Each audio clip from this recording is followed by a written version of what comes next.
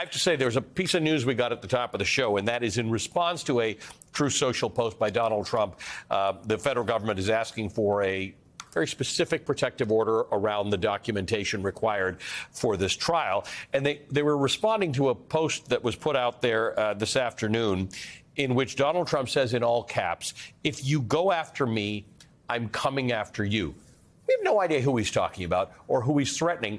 But this kind of thing is real to people like you and people in Arizona, where you've actually seen the threats that you face just for telling the truth, just for counting the votes you're supposed to count. Yeah, Ali, first, thank you for having me. And second, yeah, it has directly impacted myself, my family, colleagues, former colleagues, people I don't know. But it's not just here in Arizona. It's all over the United States of America. The Brennan Center put out a study indicating that we've experienced elections officials across the United States because of things like this.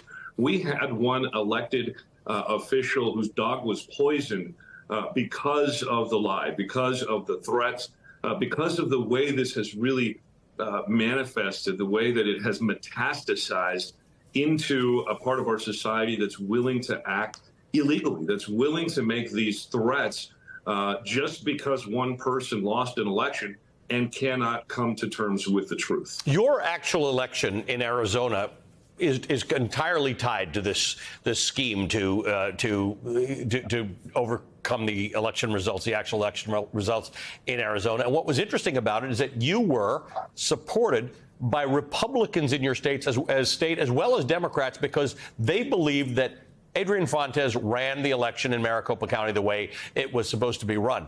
It gives me faith, because the indictment makes me think that America is going to hell in a handbasket. But actually, your victory and the victory of others in the last elections in Arizona suggests to me that Republicans and Democrats across this country don't want to buy into this nonsense.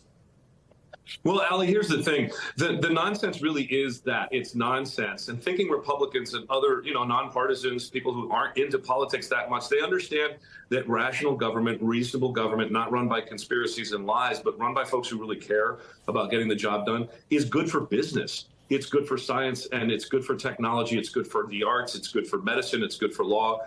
Not being insane about just being completely loyal to one person and one person's lie is really, really bad politics. It was bad for our U.S. Senate candidate on the Republican side, for the gubernatorial candidate, for the Secretary of State candidate, for the Attorney General candidate.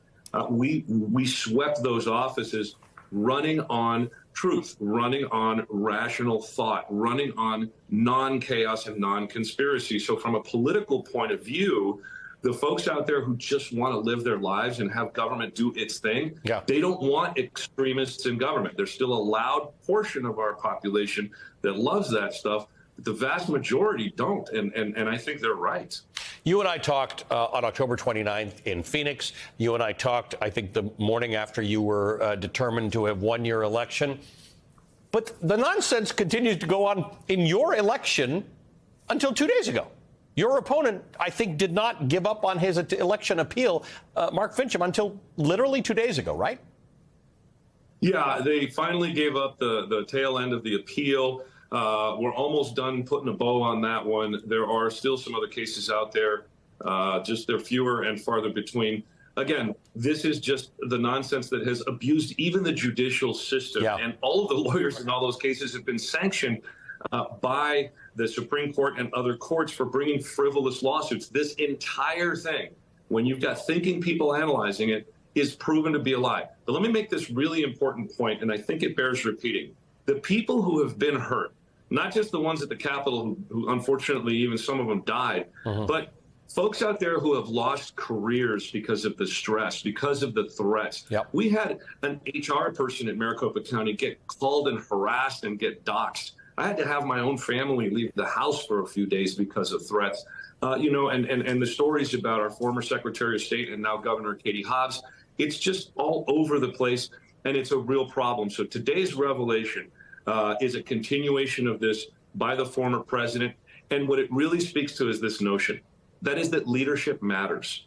And Americans follow leaders in many ways. Unfortunately, some of them follow the wrong leaders down the wrong path. And look where it's gotten him. Over 70 felony charges and 3 indictments. and it looks like there's more to come. There's not. This is not a victimless crime. The victims are the people you just described. The victims are American democracy. The victim is the American voter, who this indictment says very specifically has a right to vote and a right to rely on the fact that their vote will be counted. The victim here is very, very serious. Good to see you again, Arizona Secretary of State Adrian Fontes. We always appreciate your time. Thank you, Alex.